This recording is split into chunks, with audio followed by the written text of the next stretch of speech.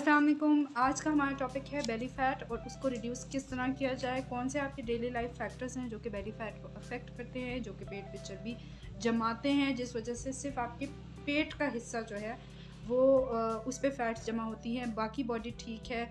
Lower बेली fat, बेली से lower body जो है वो मोटी है या उस पे ज़्यादा ओबेसिटी है। उसकी क्या रीज़न्स हैं ये मैं आज आपको बताऊँ।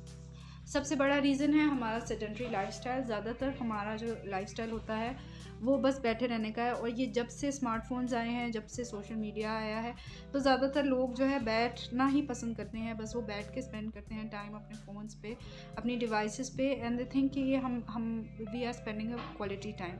इवन अगर आप कोई रिसर्च करें या पढ़ रहे हैं ना, तो इट्स बेटर कि आप एवरी आवर बाद, या अगर आप जॉब पे हैं तो आप हर घंटे बाद कम से कम 15 से 20 उठ के बैठ के लगाएं, या उठ के बैठ के आप नहीं लगा सकते तो आप जाके 3 चक्कर लगा के आएँ अपने सराउंडिंग्स के आगे पीछे के। डीप ब्रीदिंग कीजिए ताकि आपका कोर्टिसोल लेवल भी नॉर्मल आए। स्ट्रेस एक बहुत इंपॉर्टेंट फैक्टर है जो कि बेली फैट के लिए रिस्पॉन्सिबल है। सबसे बड़ा मसल जो आपकी बॉडी में होता है वो होता है थाई मसल। थाई के ऊपर से फैट्स को हटाना या इसको ट्रेन करना एक मुश्किल काम होता है। इसके लिए फ़िज़िकल एक्सरसाइज भी रिक्वायर्ड होती है, और इसके लिए आपकी डाइटरी चॉइसेस भी हेल्दी होनी चाहिए। उसके बाद आ जाता है आपका बैक मसल। बैक मसल बहुत ज़्यादा बड़ा मसल है, और बेसिकली उसका काम है आपकी स्पाइन को, स्पाइनल कॉर्ड को सपोर्ट करना। ज़्यादा ये मूव नहीं होता बैक मसल, और इसका रीज़न ये होता है कि आप इतना काम नहीं ले सकते अपने बैक मसल से। आप अपने थाइस से ज़्यादा काम लेते हैं, अपनी टांगों का ज़्यादा इस्तेमाल करते हैं जब आप चल रहे होते हैं, फिर रहे होते हैं, काम कर रहे होते हैं, शॉपिंग कर रहे होते हैं, इधर से उधर आपने जाना होता है, सीढ़ियाँ ऊपर नीचे चढ़नी है, तो आप अपना थाई मसल ज़्यादा यूज़ करें। जब आप बैठ के झाड़ू लगाते हैं, पोछा लगाते हैं, तो आप अपना बेली मसल ज़्यादा यूज़ करें। आजकल आजकल फ़ैशन हो गया है एक तरह का कि डाइट्स आई हुई हैं बहुत अजीब-ओ-गरीब कहना चाहिए उनको, या इनोवेटिव डाइट्स इनको कहना चाहिए, आई डोंट नो, लेकिन ये बॉडी के लिए बहुत नुकसानदेह हैं। इसमें एग डाइट हो गई, योगर्ट डाइट हो गई, मिल्क डाइट हो गई। ये एक जो चीज़ की डाइट होती है ना, वो आपके अगर आप समझते हैं कि आपका बॉडी वेट कम हो रहा है, तो ये आपकी मिसकंसेप्शन है। ऐसा कुछ भी नहीं होता। इन डाइट से होता ये है कि आपका मसल फैट कम होता है, वाटर वेट आपका लूज़ हो जाता है। एक हफ्ते के अंदर आप 3 से 4 किलो कम कर लेते हैं, और आप समझते हैं कि बाजी ये तो डाइट काम कर रही है। ये डाइट काम नहीं कर रही। जब आप नॉर्मल अपने रूटीन में आते हैं, जब आप वो खाना शुरू करते हैं जो कि आपके घर में पकता है ऑन अ डेली बेसिस, तो वो आपकी डबल ट्रिपल जो है वज़न आपका बढ़ जाता है।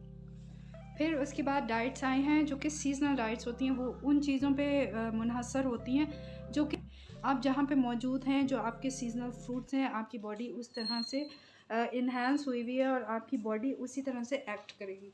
उसको वही चीज़ें रिक्वायर्ड हैं जो कि सीज़न में मौजूद हैं।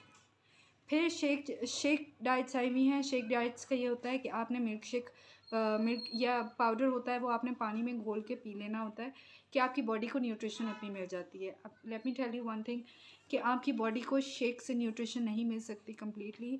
अगर कोई आपका मेडिकल कंडीशन है तो फिर हम रिकमेंड करते हैं कि आप कोई इस तरह के इंश्योर या पीडियाश्योर या इस तरह की चीज़ें लें, लेकिन वो भी कंप्लीट न्यूट्रिशन आपकी पूरी नहीं कर रही होती। आपकी बॉडी में डेफिशिएंसी फिर भी हो जाती है। जो चीज़ डाइट से आपको मिलती है वो आपको डाइट से ही मिल सकती है। आप ये ना समझें कि कोई भी सब्स्टिट्यूट या कोई भी मल्टीविटामिन या कोई भी ऐसी सप्लीमेंट आपकी बॉडी में आपकी न्यूट्रिशनल वैल्यूज़ को पूरा करेगा।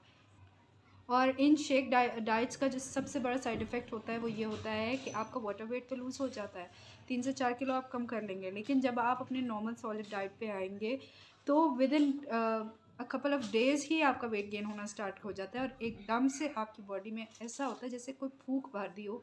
और उसका रीज़न यही होता है कि आपकी बॉडी स्टार्वेशन की आदी हो गई होती है।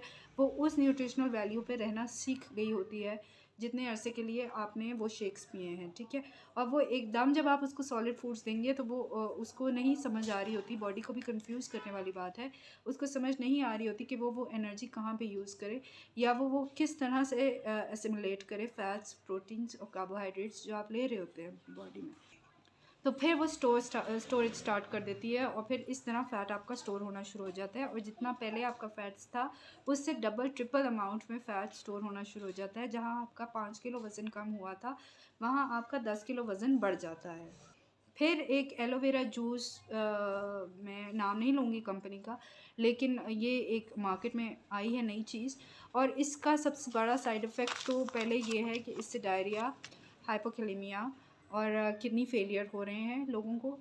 और वो जब हमारे पास आते हैं पेशेंट्स और वो बताते हैं कि हम ये हमने यूज़ किया है, तो फिर हमें पता चलता है कि why are they basically suffering. Basically उन्होंने अपने आप के साथ जुल्म किया होता है इस तरह की चीज़ें खा के बग़ैर रिसर्च के। तो और सबसे बड़ा जो साइड इफ़ेक्ट है इस एलोवेरा जूस का या एलोवेरा जेल का या जो भी चीज़ है वो ये है कि ये कार्सिनोजेनिक है, कैंसर कॉजिंग है। तो इन द लॉन्ग रन जो है इस तरह के साइड इफ़ेक्ट्स हो सकते हैं आपको, तो प्लीज़ इन चीज़ों से परहेज़ कीजिए। बेशक ये कोई भी क्लेम करे कि ये अमेरिकन कंपनी है या कोई स्वेटिश कंपनी है, तो आप प्लीज़ इन चीज़ों से परहेज़ करें। ये नेशनल लाइब्रेरी ऑफ मेडिसिन की अभी रीसेंट रिपोर्ट लॉन्च हुई है जिसमें उन्होंने यही कहा है कि aloe vera gel is a carcinogenic substance, जिसका मतलब ये है कि इसके अंदर ऐसे कंपाउंड्स मौजूद हैं जिससे आपको कैंसर हो सकता है।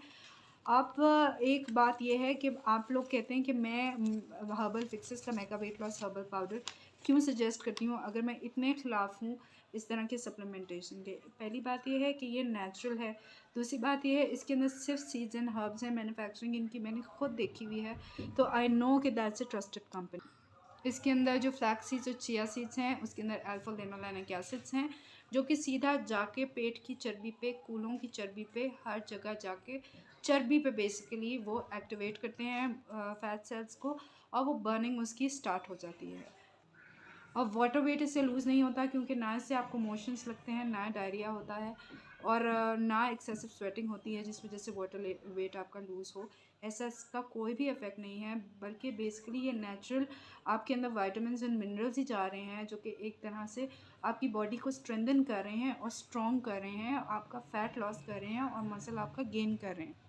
और जो ग्रीन कॉफ़ी बीन्स इसके अंदर एडिड है उसके अंदर क्लोरोजेनिक एसिड है। क्लोरोजेनिक एसिड बहुत अच्छा है for the absorption of fats और जो वो बेसिकली फैट सेल्स जो आपकी डाइट से भी जा रहे होते हैं उनको भी ब्लॉक कर लेता है और उसको बॉडी में एब्जॉर्ब नहीं होने देता, बल्कि वो एक्सक्रीट कर देता है through the small intestine and the large intestine.